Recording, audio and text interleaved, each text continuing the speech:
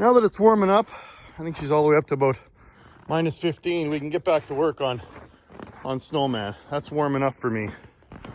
So let's get this stuff off of here, cleaned up, and then we'll put those new air tanks on that I've shown in a previous episode, and we'll start running airlines. Fun. You ready, Burt? I'm ready. Hurry up, I'm molting. Burt, I need a little technical advice on this. Reed, what do you think? Oh, you mean on this? Yeah. Three things wrong, Burt. Huh? You know, I've been back here looking this over.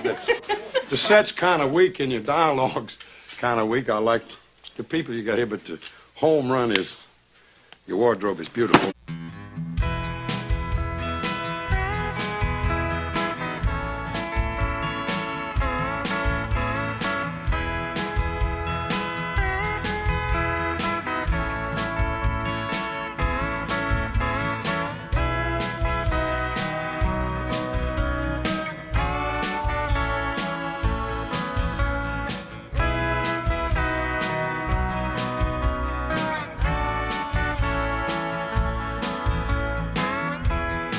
I don't know if it's just excitement or a sickness, but I'm sure happy to be back out working on the truck again.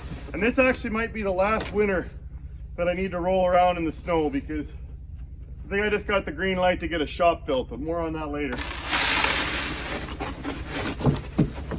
Even the ropes are frozen.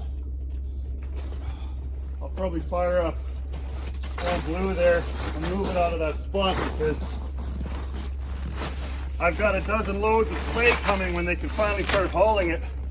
So I want to make room for that, because we're still got to bring the elevation up before we start building the new shop. So lots of projects. Always got lots going on. Never bored.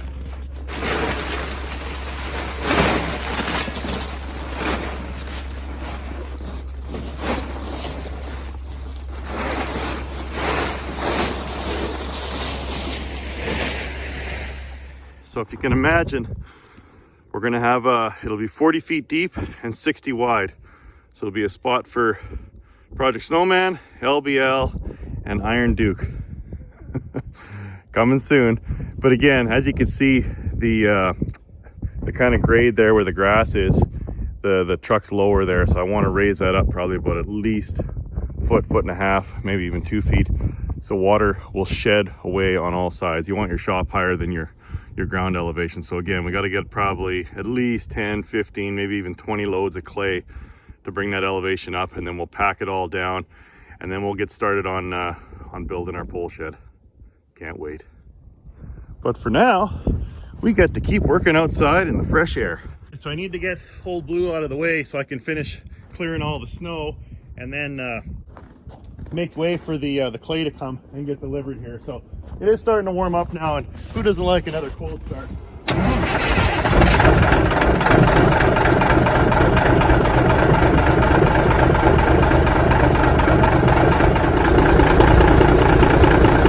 Man, this truck is loyal.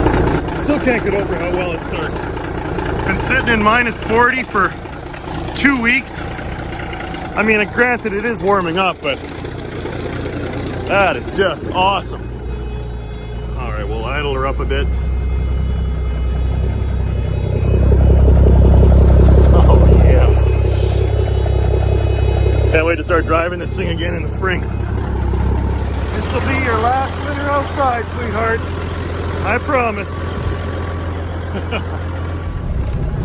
Oh, there's just something about these trucks.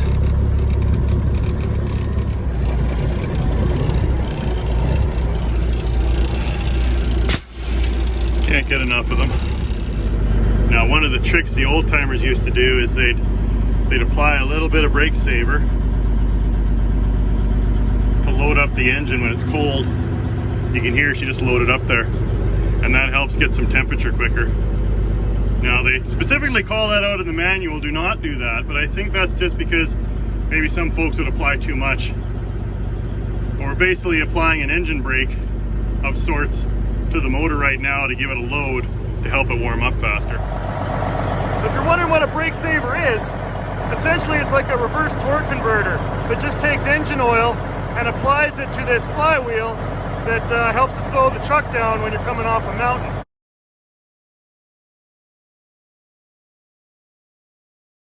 Now, of course, we got the Jakes on this truck, but on Iron Duke, that's all I have is the brake saver.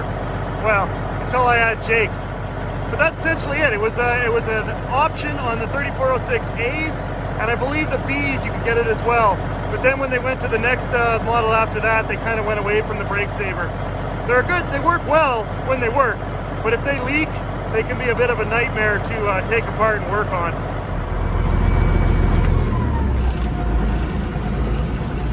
All right, that's enough playtime. Let's get back working on Project Snowman.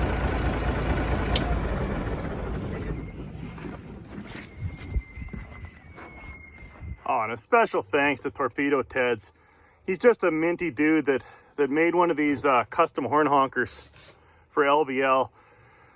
Actually, got talking with him on Instagram there, and he told me that he's a retired trucker and he's restoring an old Pete, kind of like what I'm doing here. And he didn't realize how much these damn trucks cost to restore. So he used to make these back in the day for his friends and such. So he thought, why don't I start making them again, and I can sell them, and then the money that I get from these horn honkers, I can put towards the project and kind of keep his project going. So check him out on Instagram. He'll make it any length you want. He'll put whatever kind of connector you want on there, whatever color you want. I got this cool Colt 45 bullet, and that's just that's awesome. So thanks again, Ted. Really appreciate that. Now you're probably wondering, well, it doesn't do anything because I don't have any air horns up on the roof. And if you've been following this for a while, you know that I don't want to drill any more holes in my roof cap. So what I'm planning on doing is taking the older tarnished horns off of Project Snowman, and I'll mount them similar to the air horns, or the train horns that I put on there. I'll put them somewhere underneath, and then we can put that horn honker to good use.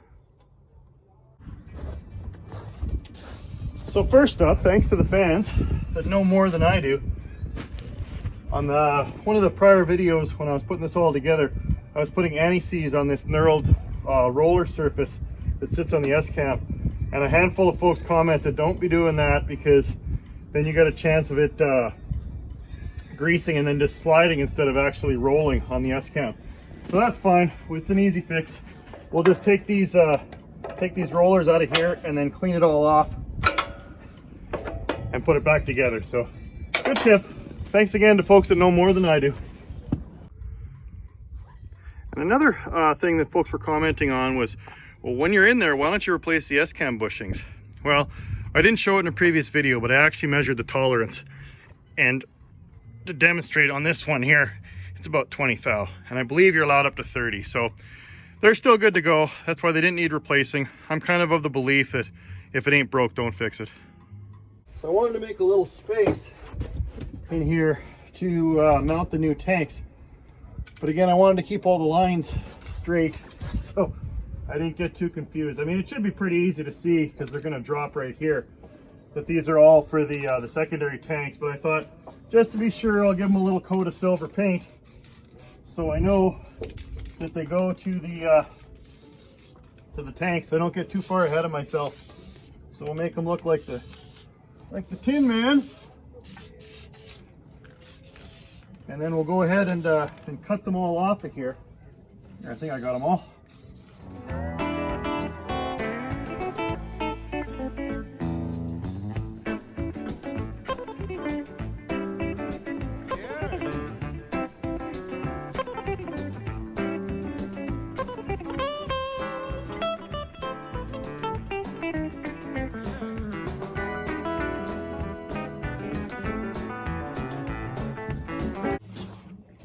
All right, let's see if we can mount one of these tanks in here.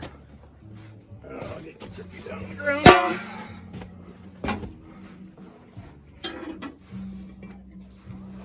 Now the old one's mounted behind the J brackets for the fuel tanks. You can see the remnants of the old U-bolts. I don't know if the new ones are going to line up or not. Of course they won't. Man. Must have been either a much larger or a much smaller round. Okay. I'd like to reuse one of the holes, but think that's going to be too low. And that's going to have to go through this bracket as well. Be a lot of drilling. But I think mounting them a little higher is probably the right idea. Keep them off the ground. So they'll go something like this.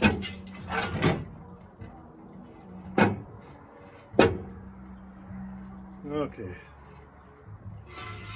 Well, we'll mark it out and drill some holes and bolt them into place.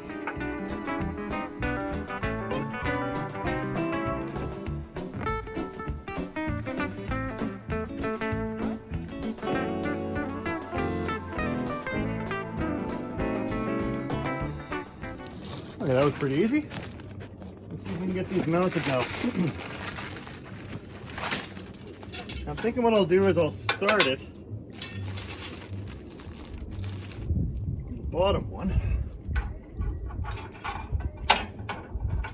It'll stay in place.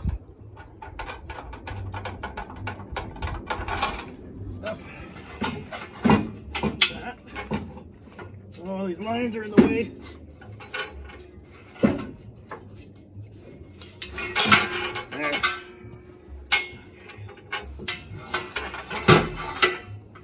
That.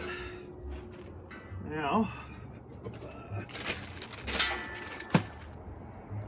they're starting to know me by first name basis at all these supply stores. Okay, now this is where it gets tricky.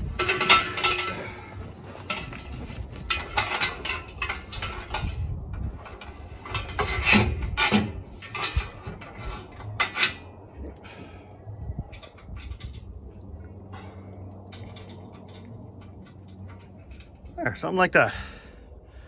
Okay, just gotta do it one more time and then we can start running some lines. And looking at it further, I realized I probably should have put some rubber isolation to keep these two things from wearing against each other and wearing a hole in the tank. So I'll make a quick improvement and we'll do the same thing on the other side. I was trying to put this this last drive shaft line in here, and that U-joint went in okay. But then I was just about done and I was trying to get the last cap on and I was going, why won't this cap go on there? And can you spot why? Yeah, I don't think the cap's gonna go on that guy.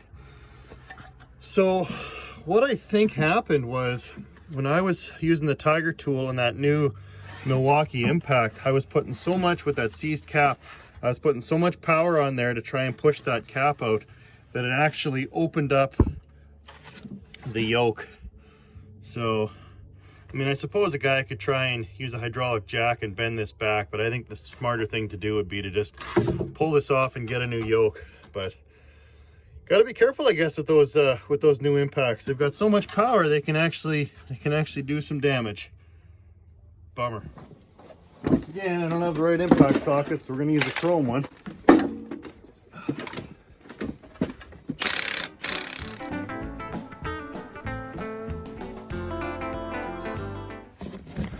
Did I mention how much I love this impact? I wish I had it a long time ago. Okay, so we'll take this into the Driveline shop and hopefully we can get a new one, a matching one, and then we'll get a new nut as well, because you don't want to reuse these. We reused the one down there, but of course it's got the cotter pin, it's a castle nut, so it holds it in place. Whereas these, you don't really want to reuse them. All right, spending more money. Oh, that sounds like my clay. Yeah, here comes the first of many.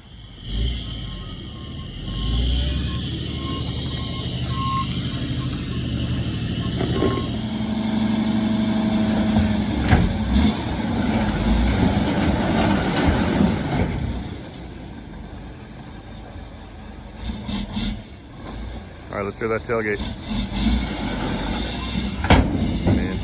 Okay, I've been putting this off, and I think it's time to finally start attacking airlines. So first off, I want to get the old relays off the frame.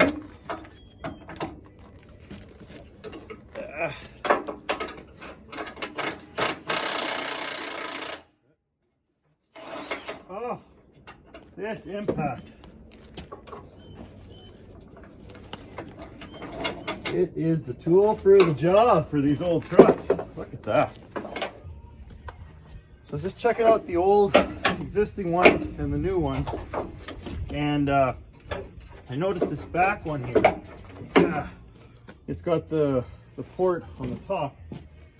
And the one that I bought, it's got a cover plate. So I just thought I'd take that off and see if there's a way to make this one look like that one.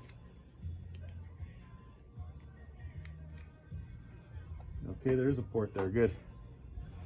Balance. Well, we all need balance in life. Okay, so that's obviously, it levelizes because it comes out of this port down here. It's like DEL, delivery, and then it goes up into this port here. So I'll probably have to take that 90-degree elbow off of there and do a little jigging and reuse some of these smaller fittings, and then I'll start running lines. Because that's a good thing of filming this as well, is I can always go back to the tape if I ever get to the point where I don't know where a line goes. I can see at least how it was done originally. But I think we should be able to keep this pretty straight. Just do them one line at a time. Should work pretty good.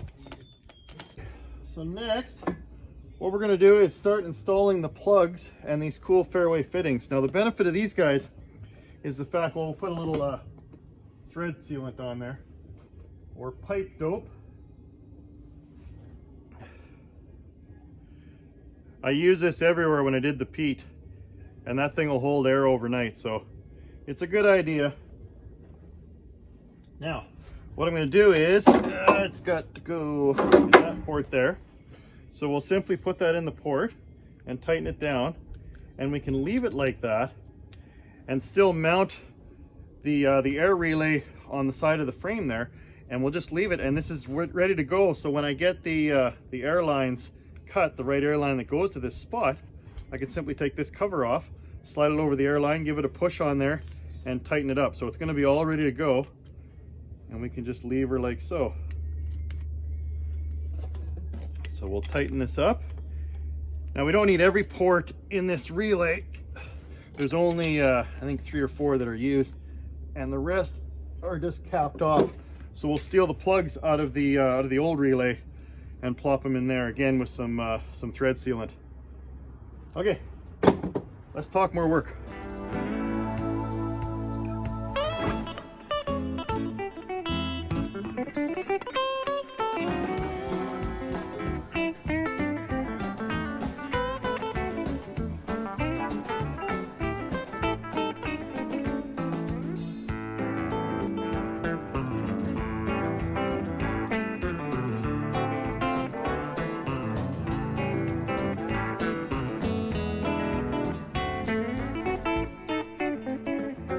Yeah, so I think this adapter, this is I think that's a 1-inch, and I only have like a 3/4 is the biggest adapters I have. So this is one that came out of the old relay, but you can see there was a lot of galvanic corrosion going on in there, and it just seized together. So I think rather than reusing this old ratty one where I can get some material in my air system, I think I'm just gonna go get some new adapters. So you never have enough parts, but we'll still be able to mount these on the frame and run most of the lines. Yeah, this is just taking forever. So I got, this is the back, or the middle one, I guess. This is the front, and now I'm just working on the very back one. There's one more relay underneath the fifth wheel. So I am short a few little adapters and such. So I'll have to go back to Fort Garry and get those. But we're getting closer. I'll get these mounted, and then we'll start, we'll put the adapters on the air cans and start running lines. But big project, these things. You know, I'm gonna start focusing on the brake chambers and running the lines to those. So for those, I'm gonna use these spring-loaded guys, so there's no load on them, and they kind of keep them straight so they don't kink. So we'll put those in there like that, and then they're going to come up to this this teed section here. Now the front bracket's still okay, but it looks like the back bracket broke, so they used some baler wire and whatever you call that, I don't know if it's necessarily baler wire, but mechanics wire, I guess you'd say. And they just ran it around and around to hold it on there. So I thought, well, we got to figure out something. We got to get a new mount for the back tee. And it was amazing to me that I couldn't find one to save my life. I went to a lot of different places, and finally I went to Peterbilt. And the guys there, as soon as I showed them a picture of what I was trying to do, Buddy and the fellas there, they came up with this, which is it's actually a tee for a fuel line. You got the PACCAR engraving on there, but that'll work just fine for an airline, and that'll bolt up nice. So we'll bolt it in place like that, and then we'll put our connectors in, so we can bring the lines from the relay to the tee, and then of course down to the brake chambers. So that was a slick find.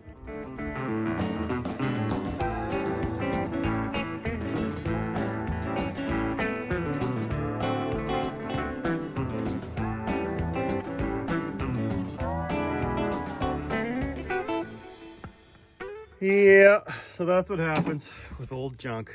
I started taking the bolts out, and this is just so old and brittle, it just broke.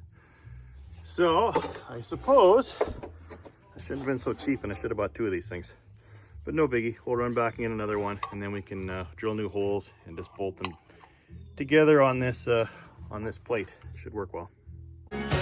I might fall from a tall building, I might roll a brand new car, 'cause I'm the unknown stuntman.